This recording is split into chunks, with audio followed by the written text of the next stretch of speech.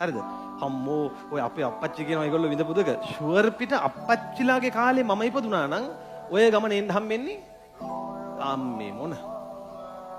ඒකයි ළමයි ඒ අය ඒ විදිහට උපදින්නේ. ඒක දැනගන්න. ඉතින් කවදාකවත් ඔයාලගේ දෙමව්පියෝ ඔයාලව දුක් විඳලා හදලා කරලා මෙතෙන්ට ගෙනාවට පස්සේ ඒගොල්ලන්ට ඇයි ඔයාලට මෙහෙමත් මට කරන්න තිබ්බා නේද කියලා අහන්න එපා. ඒගොල්ලෝ දීලා තියෙන ඒගොල්ලන්ගේ මොකද්ද? උපරිමේ දීලා තියෙන්නේ. ඒගොල්ලන්ගෙන් අහන්න එපා ඇයි තව වාහනයක් ගන්න තිබ්බනේ ඒ මන් දන්නේ මේ අප්පච්චි චීක් චූක් ගගා එහෙම යන්නේ.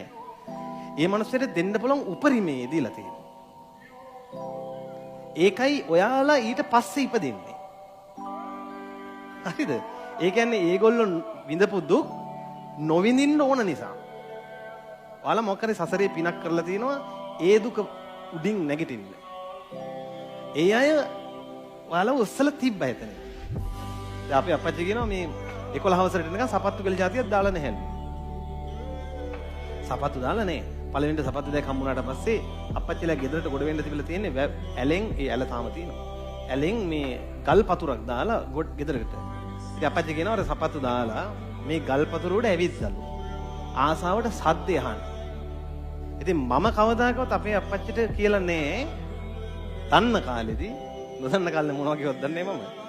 දන්න කාලෙදී මම කියලා නැහැ. ඒක නම සතුටු වෙනවා. දැන් ඔයාලා එහෙම අනාගතයකට යන්නයි ඕන. අඩුපාඩු කියන අනාගතයකට නෙවෙයි යන්න ඕන.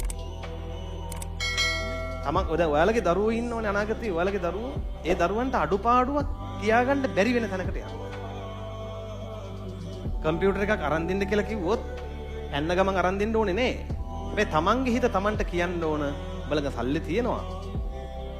තව ටිකක් ඉඳලා අරන් දෙමු. ඒක වෙනම එකක්. දැන් දෙමව්පියන්ගේ හිත පීඩා විඳිනවා. දරුවා ඉල්ලන දේ අරන් දෙන්න සල්ලි නැති නිසා. ඒක වෙන්නේ හොඳ නෑ ඔයාලට කියලායි මම මේ කියන්නේ. ඒ වෙනුවෙන් මහන්සි වෙන්න.